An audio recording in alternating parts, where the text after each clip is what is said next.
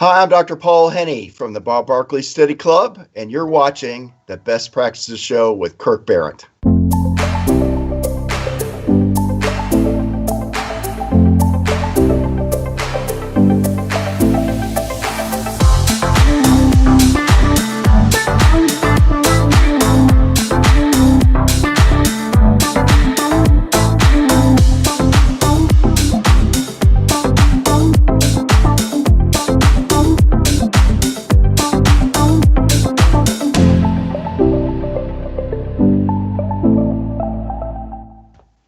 Hey guys, thanks for watching the Best Practices Show. We take a look at the best business practices from the best dental practices all over the world, and we're so grateful you're watching. Today we're going to be talking about an incredible legacy in dentistry and how it applies more than ever, the Dr. Bob Barkley legacy, with the man behind carrying that legacy forward, a good friend of mine, Dr. Paul Henny, and you do not want to miss this. Don't miss this. So grab a pen and hit the share button and sit right in. Now, a couple things. We are shooting this live on Facebook. So as you're watching this, please add questions to the feed because we want you to get the most out of this while you're here. And then also too, we're watching the metrics. A lot of you guys are watching these later on, a couple days later. Continue to add questions to the feed and we'll do our best to respond them. And again, because we want you to get the very, very most of those.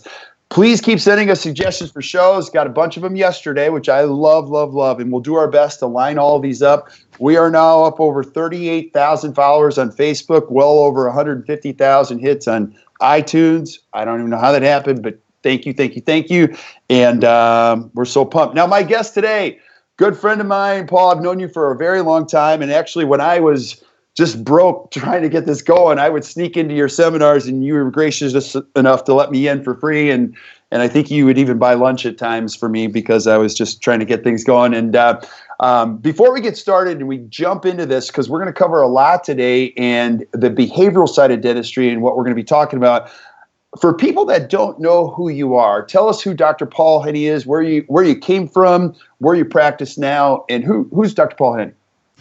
I'd be happy to do that. It's great to see you again, Kirk.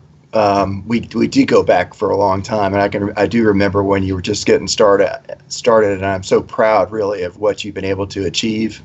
Thanks, man. You've narrowed it down and really, I think, gotten focused in a really excellent direction. So. That's fantastic. About me, I graduated from the University of Michigan in 1984. Right after graduation, I took 2 part-time teaching positions at the University of Kentucky, and I moved down to Lexington, Kentucky, and practiced there. And I tried to establish my own private practice at the same time. So I was kind of doing 3 things at the same time, actually 4. I opened up a kitchen shop at the same time, and so it was like a 4-ring circus I was doing at the same time, and I was struggling to get patients for my practice at the same time I was teaching. And within about 2 years of me starting that practice, I became friends with a dentist in town who had gone to the Pankey Institute and had also employed Avram King in his practice, and Avram King was a avid follower of the work of Bob Barkley. So that's how I got exposed to it, really within like 2 years of my graduation. And when I became exposed to this information, it completely changed my paradigm about dentistry.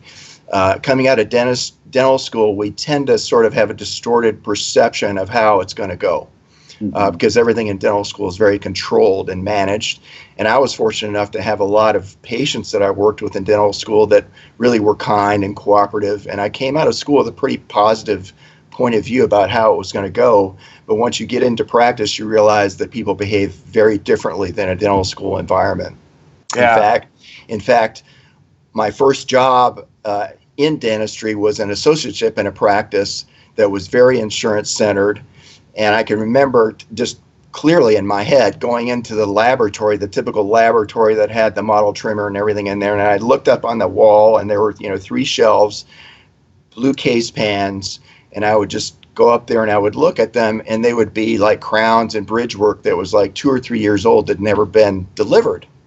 And I would say, Ron, why isn't this case delivered? And you'd say, well, Paul, they never came back because they didn't want to pay their co-payment.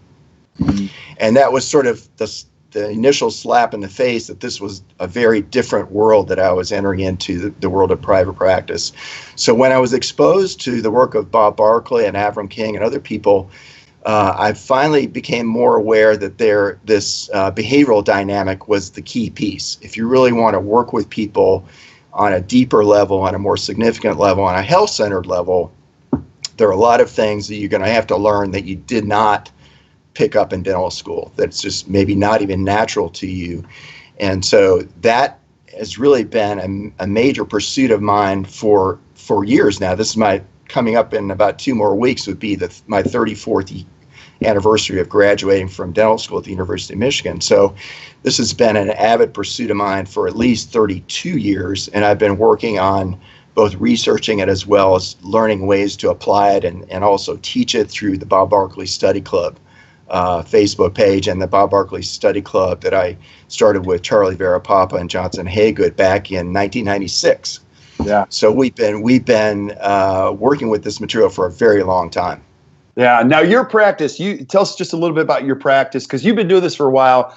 Where do you practice? What style of practice? Give us some background. I practice in Roanoke, Virginia, which I would describe as a kind of a typical middle American town, kind of a post-industrial town that's trying to still kind of reimagine itself, try to figure out its new economy. The major employers in town are like the school system and the hospital system, and we have a medical school here now and so forth. So, but we really, a very diversified economy. This is not a boom town. This is more of a backwater place. And one of the reasons that Bob Barkley's work appeals to me is because it works well in an environment like this. This is not, if you look at average income in this town, median income, we're roughly $5,000 or $6,000 below the national average. Doesn't mean we're poor, but it doesn't mean we're super prosperous either. We're probably, it's somewhere around 56,000. If you just drive north here about 3 hours to Northern Virginia, it'd probably be close to $90,000. So, there are very many, and Kirk, I'm sure you're totally aware of this, there are many different versions of America out there. Right. And every dentist practices in a very different environment that require different thinking and strategies. But this particular philosophy, I think, is particularly effective in an environment like this because it's focused on developing patients over time. It's not about the immediate yes, the big case yes today.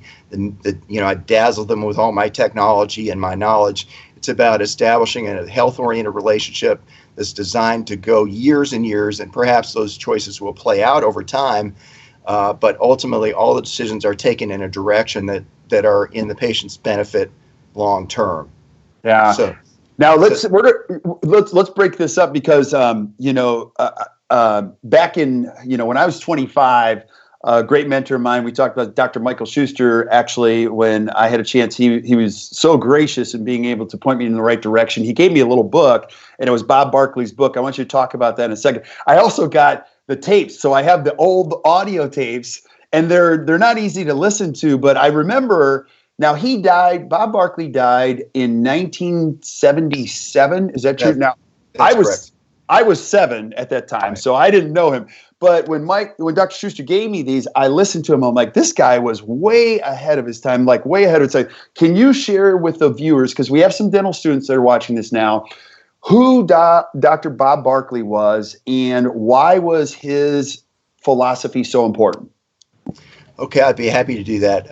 Bob Barkley was a dentist who grew up in a very small town, 600 population, called Ipava, Illinois, kind of south central Illinois.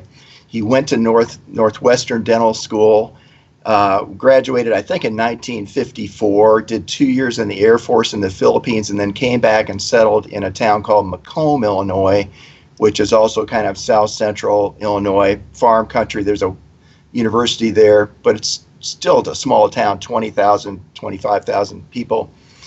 Bob moved back there, and he's kind of like a typical dental student coming out of school, enthusiastic. They think that you know everything, you're ready to conquer the world, and he hit the wall where nobody was really interested in what he had to say or what he could do for them.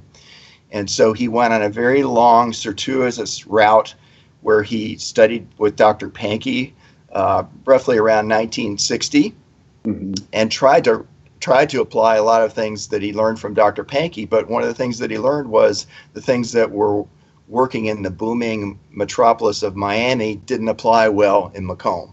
There was a significant, going back to the conversation about demographics and income, the things that were working well for Dr. Pankey in Miami didn't work well in Macomb, because the average person in Macomb didn't have nearly the kind of money as the average person did in Miami. So Bob quickly realized that he had to develop some, if you really wanted to have a self-centered practice, he had to develop some other strategies that were going to be more effective. And he met a guy named Nate Cohen Jr., who had a PhD in educational psychology as well as a degree in divinity and others.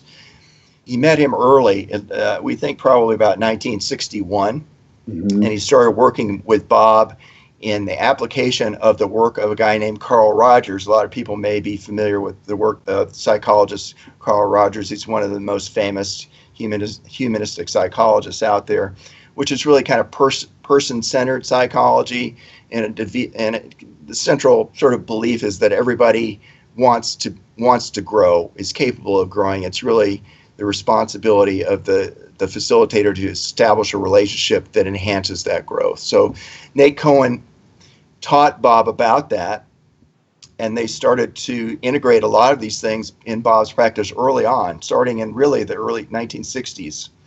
And over time, Bob refined that. About 1968, Bob divided his new patient exam into a 3-phase examination that he called co-discovery. Co-discovery is a word that a lot of people have probably heard, but they don't necessarily understand how he did it.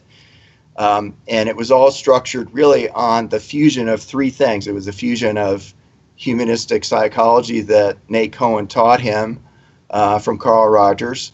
It was infused also with social psychology that they were learning at the time. And it was also infused with the latest understanding in educational psychology. So he kind of took those 3 things and he figured out how to create a new patient experience, if you will, that enhanced learning to the highest level so that over time people would make better decisions for themselves.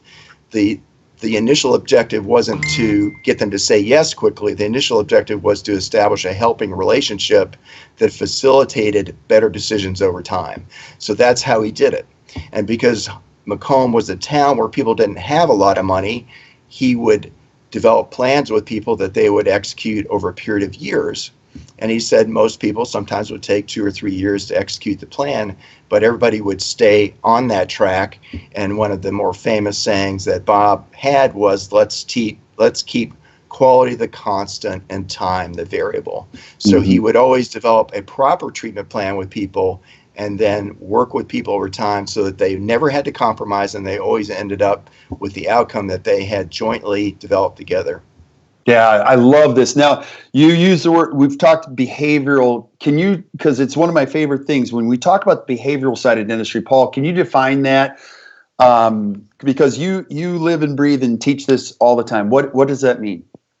The behavioral side of dentistry is the human side of dentistry. I think we all came out of dental school, and perhaps still do, with the mindset that if we just examine people and use our logic and our knowledge to overwhelm them with our brilliantness, that they're going to say yes, that they're going to agree to what we do. But it turns out the human nature doesn't support that at all, even though that's been taught for years and years and years. In fact, there were books written about it, that's what you do. You want to divide, you want to separate the person's emotion from this decision, and you want to really approach this thing from a logical point of view, because everybody functions on a rational level. That's been proven wrong more recently, particularly in the last 20 years, 15 years. There's this new emergent concept that you're probably aware of, Kurt, called behavioral economics. Well, this has changed the world. This has changed the way we think now. And the way we think now is because of neuroscience, we understand how the brain works on a much deeper level.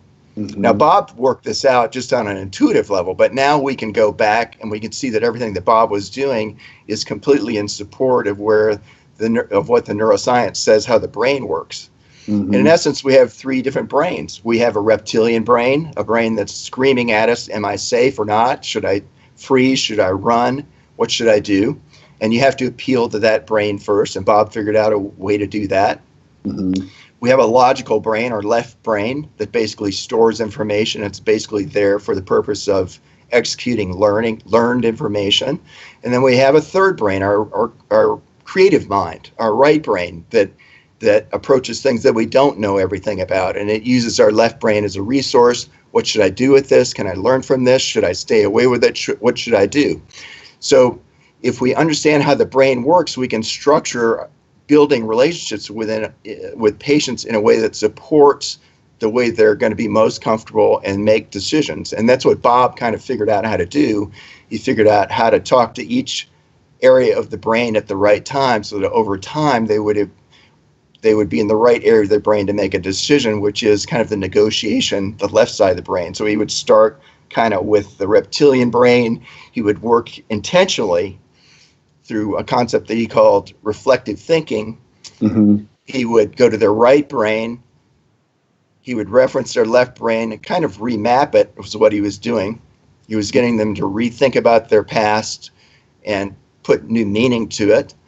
And then he would ultimately end up on the left brain side. Once they'd agreed together on what to do, then they would go through a negotiation process, which is a very logical thing. But you need to delay that to the very end of the relationship. So, but Bob had figured all that out without neuroscience to support it. Now today we can go back and go, well, this is exactly the way the brain works, and this is the optimal way to take somebody through a learning process, an exposure from taking a stranger essentially to a place where they're unaware to a place that they're aware, and do that in a way that's not threatening to them, that's not going to shut them down, not stop them from learning, and then infuse what they're learning with their values. How important is this of interest to me? Use that to modify their belief system. Use that to develop commitments. Use that to ultimately execute a plan. Collaborate on a plan and then follow through with it. So there are a number of steps. They're about 9. This is I'll use my crude graphics here. They're about 9 steps. Yeah. And we think in dental school, if we just come in down here and we overpower and we just show them what's wrong, we think if we take them up to the awareness level, they're going to say yes. But we have skipped all of these other really emotional levels and development of relationship that we're typically not, we weren't taught about that in dental school. We're not aware of it. But these are all natural steps. And Bob said that the problem with dentists is we stop the process at the awareness level. We assume that at that point logic is going to win the day, and logic rarely wins the day at just the awareness level. That's where the whole facilitation process comes in with the team and reinforcing new beliefs and new commitments and their will to act. Yeah, and so I'm gonna screw this up, so you're gonna have to correct me. Now, Bob's book, can you even get that anymore? Is it available? You cannot get it. You can't get it. Do you have copies? It's backwards, of course. You have a real copy. I've got one of those old. Yeah, this is the original one from 1972. It was printed in Macomb. So where do you get it? Like, you can't get it. You cannot get it. It's out of publication right now, and there's some copyright issues within the family. They're still trying to work through that. But that's one of the reasons I put up, created the Bob Barkley Study Club page, where I could share some of this information without getting into all of those issues. Okay, so I still have my original copies. I don't know if they're copyright infringement. I mean, they're not even real copies. It's just like all. Now, I'm going to screw this up, but there were so many things I learned when Dr. Schuster gave me that information or exposed me to that information. But one of them was, and correct me if I'm wrong, it was a fundamental underlying belief that the more patients were involved in perio, the more they wanted restorative. So correct me on that, but there was a whole level of thinking around, starting slow and when it's so funny now, because as I look at metrics, I watch the amount of perio that's done, and it has a direct relationship to restorative. Now, you might say watching this is pretty simple, but there's a whole level of thinking behind this. Correct me on that. Well, it's huge. I mean, one of the first things that Bob went out and taught was, what we call today is prevention. Mm-hmm. And he, because of his relationship with Nate Cohen, they had developed a way for people to learn about their status as well as learn more effectively how to take care of themselves. So he created this program of really self-care where people could self-observe their progress, their healing over a 5-day period of time. And people would realize that actually they're the ones that's in control of their health. He would kind of empower them with experiential knowledge. Mm-hmm. And he would engage them in a totally new belief. Now, we have to understand that this is 1965, 1967, 1968. Most people, had their heads full of ideas like, well, most people in my family lose their teeth by the time they're 50. Mm-hmm. Or every time I have a baby, I lose a tooth. Or there were all kinds of kind of wives' tale in their mind. That was their belief system, really, that got infused with them through the culture. So he had to go in and kind of unwind that and get people to think differently about not only their situation, but maybe some of their beliefs are wrong. And in fact, they are more in control than they ever realized. And so the process of taking people through a successful periodontal program really was a learning experience that, in fact, their oral health is really in their own hands. It's a choice. It's a value choice that they can make or not. Right. And so people that then are successful through a perio program are much more prone to choose restorative dentistry. And Bob would talk about that. He said, do prevention programs damage your productivity? And he said, no, it makes it go way up. Right. Because people are engaged and they own their problems at that point. And then they're starting to ask you for finer and finer solutions because they value their dental health at a much higher level. Yeah. Now you've been able to watch all this for all these years. You've been heavily involved in CE and where it's headed. And you and I were talking before. The future of dentistry and health-centered practices can't be done in a reductionistic way. Describe that. Like, walk us through that and why? Because it applies to what he taught to where this is headed. So put those together. Okay. Everything that we're talking about here today is associated with Bob Barkley's philosophy. Let's kind of go there for a minute. Okay. Bob Barkley's philosophy was a very personally developed philosophy. He certainly learned a lot of things from Dr. Pankey, but he modified it. As I talked, some of the things that worked for Dr. Pankey in Miami and Coral Gables didn't work so well for him in his area. So Bob picked up all these things and developed his own practice philosophy. Out of that came the co-discovery process. And all of these are based on what I would call a holistic philosophy towards people, that it's not just about teeth. It's not even sometimes it's not. And so it's the teeth and the person and how that person thinks and what that person believes and what that person is willing to commit themselves to. But even that is overly simplistic. It's about their family that they're in. It's about what they eat at home. It's how well they sleep. It's about the culture that surrounds them. So Bob had this very global version of holistic care. Again, this is the late 60s. Just imagine this. Mm-hmm. He was so far ahead. So that's the new thing that's kind of regained a lot of momentum here over the last few years, is a more holistic point of view of working with people.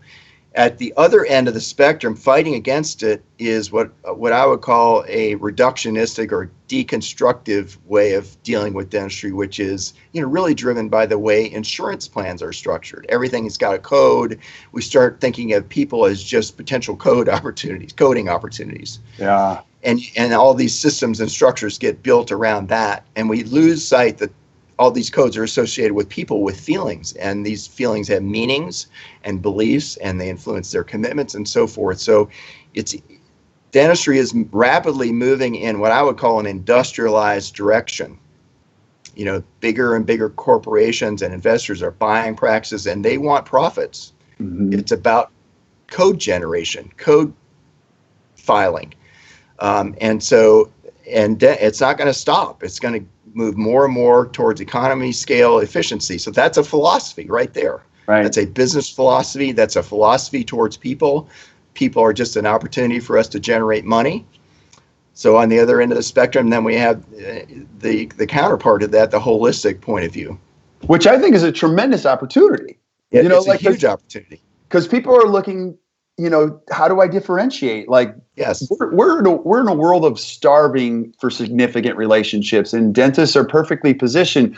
Paul, talk about, like, you look at all the trends that are happening now. Everyone's talking about airway. You got people talking about, arterial health now. And like, I think dentists, there's never been a more exciting time to be a dentist, but in this, you got to find your opportunity. And what you're talking about is the relationship side, which will always drive. Yes. I always say this: trust will, no matter what's going on in dentistry, trust drives a dental practice. There's no question about that. So talk about that, like how that works in your office and what, because I do have some, let's speak to the 32-year-old dentist that's watching this going, hey, Paul, I understand this, but where do I start? I mean, I got little kids, I got a lot of debt. I get these questions all the time. So I'm just going to give them to you. I have 5,000 patients and it's all PPO. Like, where would I even start? Because it sounds like you have a great practice. What would you say to them? Well, I think the best place to start is with one person. So right. One person that you think you're likely to be able to connect with. And that's the way I did it. You start with the first one and you learn from what works and what does not. There are a lot of things that I could share with you that makes that easier. They're really based on a lot of things that I learned from Bob Barkley. There are ways to develop relationships that are much more effective than the traditional way that you were taught in dental school. Let me give you an example. Mm-hmm. Yesterday, I had a patient come in. We're in the second stage of the 3-phase process with this patient, the 3-phase co-discovery process. The first phase is kind of like an orthodontic practice where you're just building a relationship and you're taking records. How you do that varies from one office to the next, but there is no clinical examination. I know that's a paradigm buster. That is. It is. Everybody's sitting back going, what? You don't do exams on the first visit? Yeah. And there's some very solid behavioral reasons why you shouldn't do that. Now, I'm not saying this is for every patient. I'm talking about a potentially comprehensive care patient who's engaged and wants to learn. Okay. Right. So I just want to qualify that. So that's what I did with this particular patient yesterday. She came back for the second appointment, which is the true co-discovery part of it, where we're going through clinical findings together, we're learning together, we're looking at photographs, we're looking at study models, we're looking at radiographs, we're looking at what's going on in her mouth, and we're beginning to discuss what her future needs are based on what she's learning and how she's kind of sifting that through her value system. Mm-hmm. In this particular case, this gal is about my age.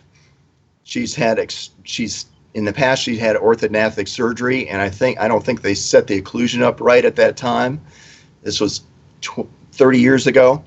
And since that time, she's destroyed her occlusion. She's lost vertical dimension. Her anterior teeth are very damaged and broken down. And she's a 28-unit full mouth reconstruction. Mm-hmm. How do you broach that with somebody, a stranger,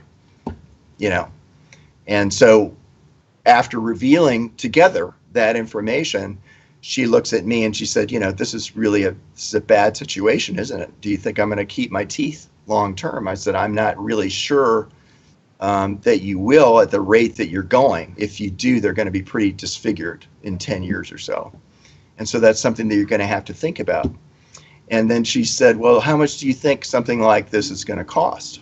So notice I'm not quoting any fees. I haven't even created a treatment plan yet. Right. We're just having a discussion about what if. Oh my gosh, this is important to me. Right. And I said, well, it's probably going to be about $1,500 a tooth. I still hadn't quoted a tooth. I just said, it's probably going to be about $1,500 a tooth. She did the math in her head. And she said yes to a treatment plan I have not yet presented yet yesterday. She said, well, my mother has set aside some money for me, and I think I can use this for that. Mm-hmm. And I said, okay. I said, there's something that I need to know today. Do you want me to develop a diagnostic wax up so I can get into more of the details of how we would do this case? The fee for that would be $500. She said yes. So she's actually said yes to my full mouth reconstruction treatment plan, and I've never presented the fee. Do you understand? Right. This is how this process goes. You kind of have to develop the relationship in the right sequence so that there is trust. You mentioned how critical that is, and they have to be fully convinced that you're looking out for their best interest long term. I'm not selling her a thing other than the vision for what the future is going to look like with or without treatment. Right. That's it. That's what I'm selling. Right. And I might be oversimplifying this, but Paul, is this probably the difference between them developing their own treatment plan or you just coming up with the treatment? Those are two different mindsets, because when it's my treatment plan, it's my dentistry. But when you start to own it, you know. Yeah, I think it's really critical that they participate in the design of the plan. Now, you're going to guide them, obviously. Right. You're going to use what I call strategic empathy.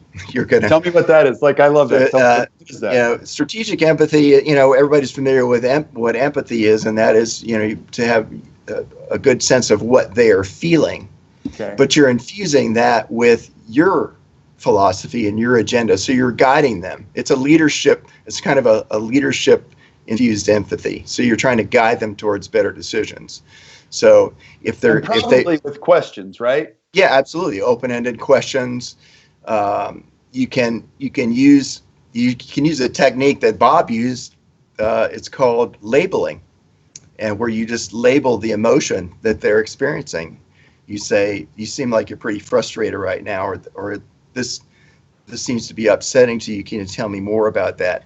And what you're really doing, and we know now from the neuroscience, what we're doing is we're causing them to go into their left brain, pull something up, reanalyze it. And we know from neuroscience that memories are changed every time we retrieve them. And they're put in a different place in the brain, and they're influenced by the emotion that they're feeling at that moment. So literally, this is what Bob Barkley was doing, was remapping people's brains by causing them to go back and think about their past and what it means and what they want and what the future is like. And we can do that too. They're guided conversations to help people put a more realistic frame about what's happened and what they want and how much they value their teeth and what are they willing to commit themselves to going forward. And you can build these into the conversations with people, and it's amazing what people will do. Like yesterday was a perfect example of it. People will literally treatment plan themselves, not in every exact detail, but they will, in a broad sense, they will almost set the fee what you would set. It's happened to me a number of times where people have projected a fee within just a few $1,000s of what I would have quoted. And this this happens before I ever put anything on paper. Right. It's amazing what people are capable of doing. I mean, we've all seen that with 3-year-olds. We're fascinated by what they can do. We grossly underestimate what our patients are capable of doing. Right. And I heard you say this years ago when I took one of your courses. One of the things you have to do is you got to be, I'm going to paraphrase, you have to be patient enough to put your needs at bay. Yes. Right? Like, how did you say that? You said something like that. One of the key pieces in learning how to do this is you got to take your needs and put them aside. So finish that thought. The phrase that I heard when I went through the Pankey Institute, you got to hold out for what's in the best interest of the patient. That really, in the mind of Dr. Pankey, that was the kind of the consummate definition of a professional, where their needs are central, your needs are secondary. Right. And then I would imagine as a dentist, it gives you probably a lot of joy to be on this journey with patients instead of saying. Yeah, I mean, it's the most gratifying thing. I mean, because you see the lights go on when you're going through this, and all the way through, whether it's the point where you've made the big transition from where they are to some really nice provisionals, the joy and the continued trust that's built, and then when you're finishing the case, just the ecstatic enthusiasm that they bring into all of our lives. I mean, this is just a really loving, supportive kind of way to practice, and there isn't a more meaningful way to practice than this. And I think, like we were saying earlier, this is where an opportunity lies in dentistry. Even though it's going to, this corporatization of dentistry is going to continue, there's going to be this niche opportunity for people that know how to engage people and truly help them with things that they value. And you may have to help them discover what they value, hence co-discovery. It may not be totally apparent to them in the beginning. But if you know how to develop and manage a relationship, these things are kind of revealed. And most people want to feel good about themselves. Most people want to have an attractive smile. Most people want other people to think that they're attractive. All these things are just deeply emotional feelings that most of us have. And it's a matter of just kind of engaging people and just naturally revealing that to themselves. That's kind of the process. Absolutely. And this is something that you're very passionate about, and I am too. And I think it is the opportunity. And let's combine that with one of the heated subjects that you're also passionate about.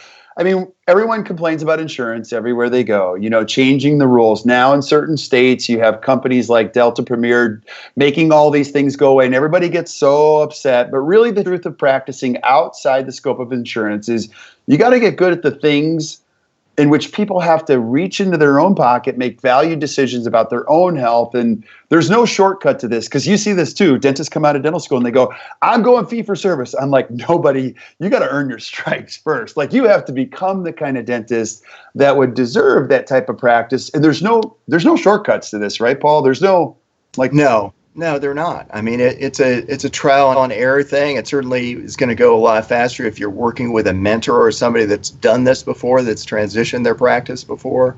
Right. Every practice that's even deeply involved with insurance still has patients who don't have insurance.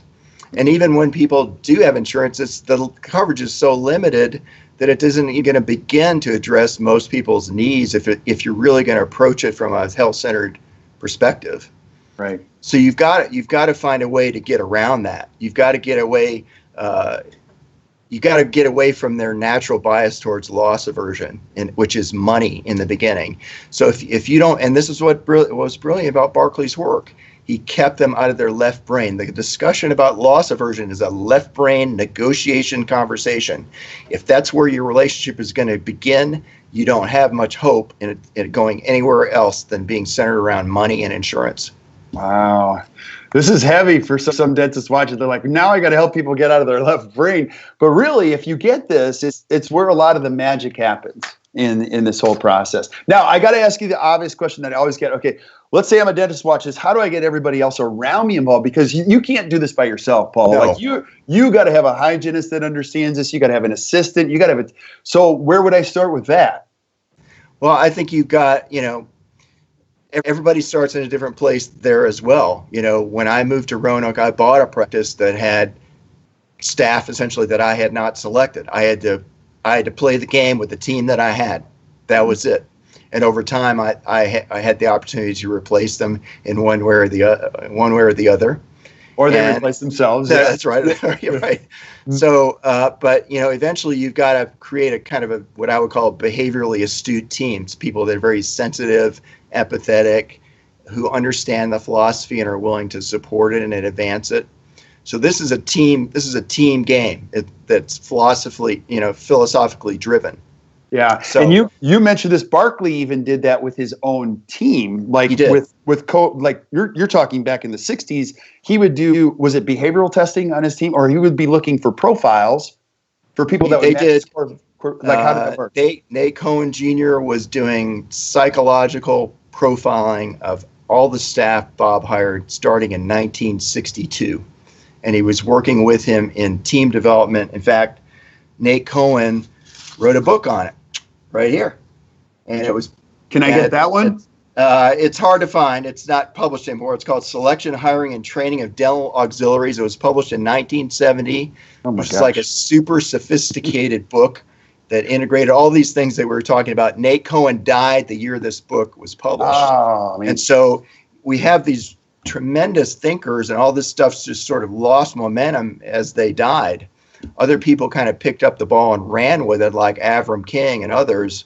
But a lot of the stuff lost momentum. It's exciting to me to see some of this stuff reemerging. I know a lot of people like Lynn Carlisle and the Rocky Mountain Rendezvous Group and everybody has tried to keep this thing alive. And I think there's an opportunity now to advance it more. Mm-hmm. And I want to talk about that opportunity because you've done an amazing job carrying the torch and keeping this thought process. Now, you not only speak to study clubs, So if you haven't had a chance to hear Paul speak, you have to, because I still have the manuals you gave me like 15 years ago, and I'm not kidding. I looked through them. They're good stuff. Now, you also have your own study club. Can you talk about that? What is the Bob Barkley Study Club? Yeah, and I went to the Pankey Institute starting in, I think, 1995. When I went there, I met this guy named Charlie Verapapa. If you don't know Charlie Verapapa, you either will soon, or you've heard of him. He practices in Old Town Alexandria. I also met a guy named Johnson Haygood, who teaches at the Pankey Institute right now. We met at the Pankey Institute, and this was at that time, I was still really on fire about what I was learning from Bob Barkley. And I said, why don't we form a study club that's really focused on this stuff? We're learning all this other clinical stuff from the Pankey Institute and from Dr. Dawson and ultimately Dr. Spear and other places. Why don't we form a group that's focused on the behavioral and how that integrates into the clinical? So we started that organization in 1996. We brought in all kinds of speakers, Avram King. We brought in Frank Spear. We brought in Bob Winter. We brought in Sandy Roth and Mary Osborne and all these people, in the early 2000s, late 90s. We were kind of working on this, and this organization is still around.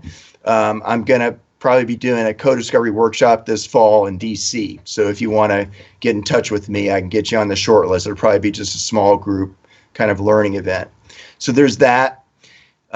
There's a Bob Barkley Study Club Facebook page where I'll write things on these sorts of topics pretty much every day, Monday through Friday, sometimes not Mondays. I posted a couple things today. Mm-hmm. You can also go to a website that I have. It's called codiscovery.com, which has most of those writings as well as a lot of historical writings of mine and other people like Bill Lockhart, who I think is just an amazing man. Mm-hmm. A number of people have contributed a lot of things to me to post there that are in the behavioral realm, whether it's hiring, team development, whatever. There are 250 articles or something there, maybe more than that, dating back 10 years. So if this is sort of the thing that interests you, you can kind of go there and kind of pique your interest a little bit more. Yeah, and I highly encourage you to check this out. So if you're watching this on Facebook, we're posting the links in the body of the post. But if you're listening on iTunes, Paul, it's www.codiscovery.com. Check it out there, right? Right. And then you actually don't mind if people email you, right? Questions. No. So Paul at paulhennydds.com. Check it out. You can also see his practice there if you want to learn a little bit more about Paul. Paul, I'm just crazy grateful for our relationship. I've watched you grow. You were a hugely valuable piece to me, helping me understand this bridge and put it together. And I remember all those seminars. I'm just grateful that you let me in and let me come in and soak up the information. So I'm glad it worked. So check it out. Excited. Yeah, and I want to have you back, and we'll talk about other components. I'd love to talk about what happens in hygiene, because that's a whole, that's something that has to be developed, and it's a commitment to mastery on that side of things that's outside of restorative. I'd love to have that conversation, and I know that some of you are watching today. We've had quite a few people chime in. All of our friends saying, hey, look, good stuff. So we'll have you back for more stuff on this. So stick around while we say goodbye to everybody else. But if you're watching today and you enjoyed today, which I know you did, do us a favor, just hit the share button and share this information with your friends. Keep sending us suggestions that you want to see from Paul and maybe some other guests that are back on the show later on. But until we see you next time, keep watching the Best Practices Show. You guys enjoy the rest of your day.